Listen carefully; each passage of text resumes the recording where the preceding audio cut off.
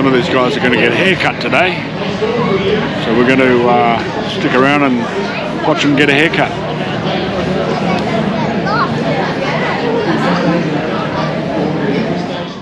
Now how it works is when we pull our cord here, that turns our motor on, which runs down our down tube and makes our handpiece run. If you look carefully on the back of a $50 note, you will see the original man who invented the modern handpiece. There we go. Whoa. Look at that. Who we got? Oh, we got little Lady Barber. She wants to say hello. Go hello. Wave, hello. Slow the camera. Cheese. Alrighty, off we go.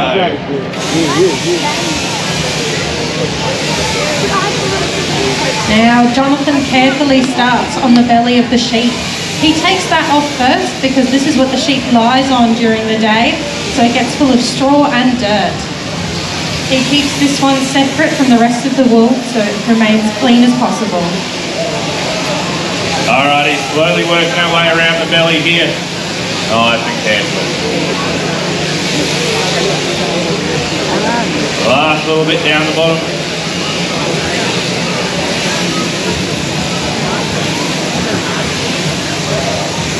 There we are. Alright, go pop that over there. Oh, sorry mate, sorry about that. Don't worry, it doesn't bite. Alright, now we're going to go on to the first real bit of shearing. Now this is where we're going to see the first bit of real lovely white wool coming off of our sheep. Now, you might think Lady Barber is a little strange sitting in that yoga pose, but this is to keep her calm and comfortable so she doesn't wiggle as Jonathan is shearing. There we are, working down the first leg here.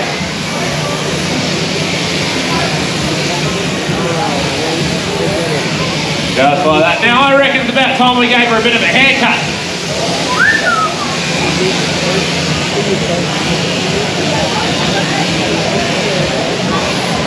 Alright, now we're on to our long blow. This is where we're going to be going from the tail of the sheep all the way up to the head.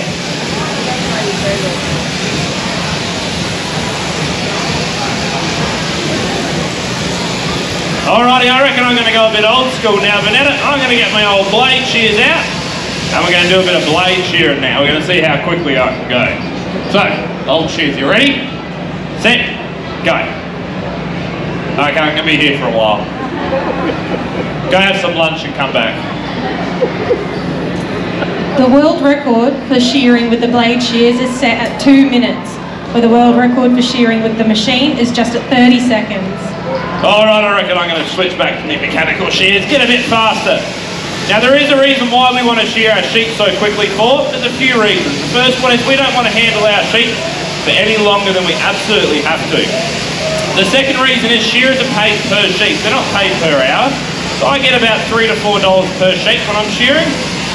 And a good shearer can shear about 120 sheep in a day. Now a real professional shearer can shear well into 200 sheep in a day. Now, my job as a roustabout in the shed is to clean up after the shearer and to pick up all of the fleeces. A roustie can be paid around $60 per run, with a run lasting 2 hours with 4 runs in a day, so that can quickly add up. So at the shearing shed, the harder you work, the more you get paid. So if you're looking for a job at the shearing shed, they're crying out for shearers, wool classes, rousies and wool pressers as well. So if you're wanting a job at the shearing shed, there's lots of courses all over Australia to be able to learn lots of different skills out in our shearing shed. Alright, oh, I'll tell you what, my back's getting a bit sore. How about we go find that strong young man to come up and give me a hand?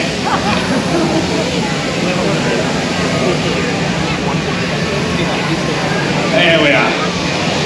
Up you come, buddy. Yeah, up you come. Alright, let's get our little sheepy nice and comfortable here. Alright, you come stand here next to me, mate. Yep, right here. There we go. Now, you're going to hang on nice and tight there. We get this cord. Alright, we're going to go one there.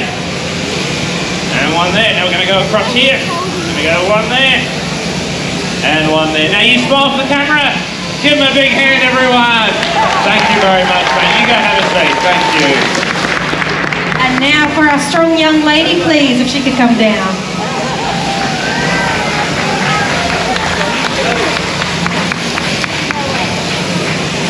There we are, making our way down.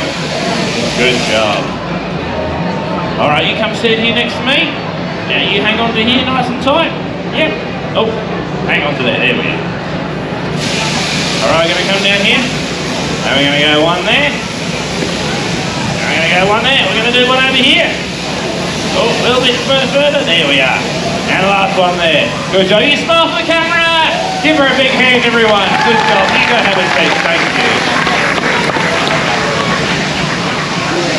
Alrighty, I'm going to tidy up the last little bit of our little Annie Barber here so that she looks pretty when she's going back out the paddock.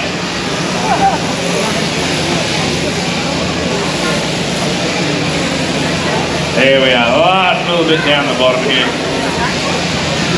Just like that. There we go. Now Lady Barber's all finished.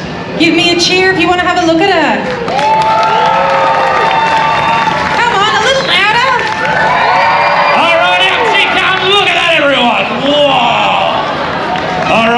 Back she goes. Off she goes with her friends. Now you might think she's going to get a bit cold without her woolen fleece, but she produced something called lanolin, which will keep her warm and dry. Now she's going to go sit with her friends and eat some hay. Alrighty, now that's been done, Vanessa's going to pick up our fleece for us and she's going to throw it onto our wool table here.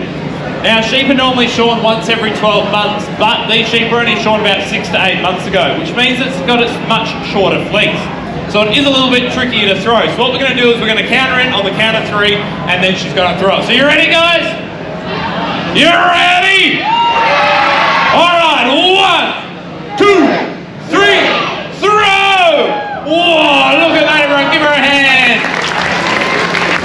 Alrighty, the next job after we throw the fleece onto the wool table is a job called skirting. This is to take off all the dirty, daggy pieces from the edges to keep the centre nice and clean.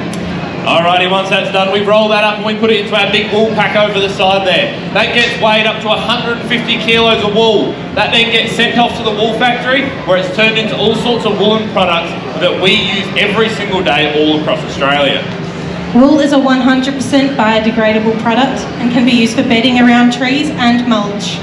Alright then guys, I hope you've been paying attention because we've got a few books to hand out for some lucky kids who can answer our questions right. So the first question of the afternoon is... Hope you enjoy it.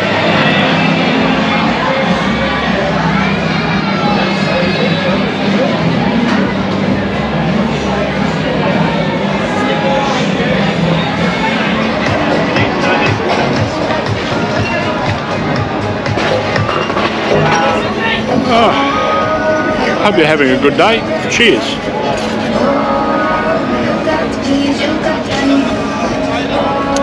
Very refreshing. All right, on the way we go.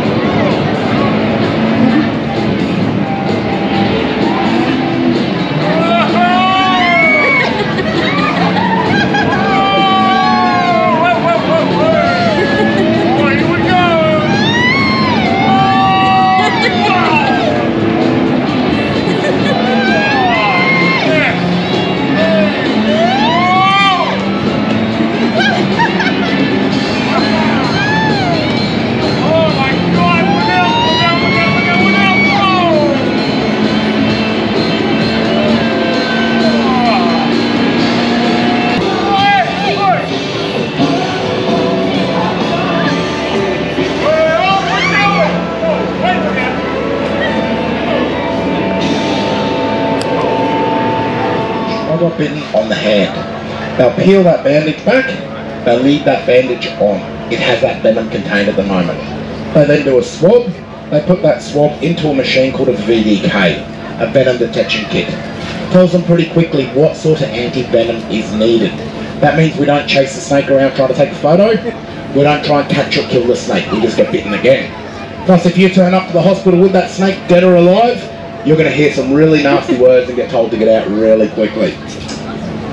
So with a leg, guys, same thing. Calf or thigh, treat it the same. We kick my boot off, 2 bandages straight over the pants to the groin. We would then splint it. I'd use one of my snake hooks here, a stick if I'm outside. The reason that we sling and splint is to stop movement. When we are bitten, the venom doesn't go into our bloodstream, it goes just below the skin into our lymphatic system, trying to work its way up to our lymph nodes. It does that by movement. By putting the compression bandage on, we basically squish everything down and it slows that venom from being able to travel. So we get that bandage on and we stay nice and still. Now most chemists will charge about $15 to $20 for one of these bandages. We have done these kits up. We're trying to get them in every glove box around Australia, trying to save lives. So these kits guys have 2 of the compression bandages so we can do that leg. We've got the triangular sling. We've got some instructions here. Words for the ladies, pictures for us guys to make life nice and easy. We put them in one of these bright red pouches so you can identify it, with a belt loop so you can wear it when you go hiking. We normally sell them for $30. For the EKKA we are doing for $20. We are trying to get them out into every glove box, trying to save lives guys. If you want one, come and see me after the show and I'll look after you. For something that might save your life, $20 isn't a bad price. So now that brings me to my last snake here. This beautiful boy is named Cody. Now Cody is a beautiful black-headed python.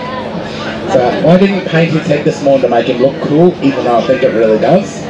He's evolved that head, so he only has to stick his head out into the sun, and he can heat up his whole body from just that little bit, instead of his whole body being out where he's vulnerable to attack.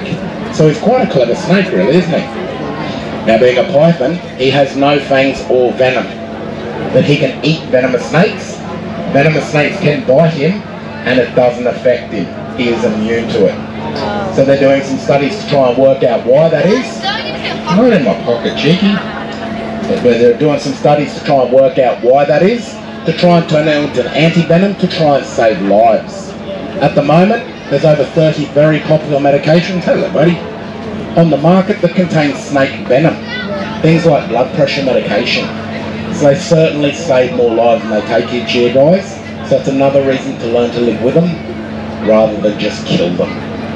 Now guys, if anyone is interested in getting wrapped up with a python or cuddling a croc, off to the side, Dan and Aisha are doing photos.